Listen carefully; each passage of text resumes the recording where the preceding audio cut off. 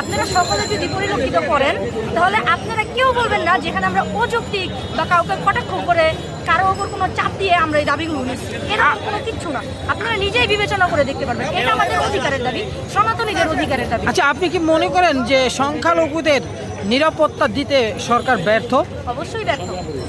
আমরা যে এত দিন যাবৎ, দীর্ঘ 3 মাস যাবৎ আন্দোলন করতেছি, এই আন্দোলনের পরে আমরা কোনো ফল পাচ্ছি না, বরং আমাদের উপর এই আন্দোলন চলাকালীন অবস্থায় আমাদের উপর নির্যাতন করা হচ্ছে।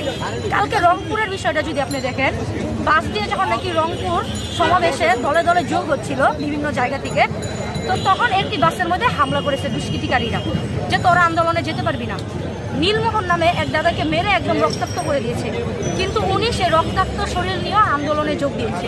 ফলে কিসের নিরাপত্তা দিচ্ছে আমাদেরকে বলেন? আমরা পূজার আগে থেকে আমাদের এই আন্দোলনটা চালিয়ে যাচ্ছি, কিন্তু আমরা যখন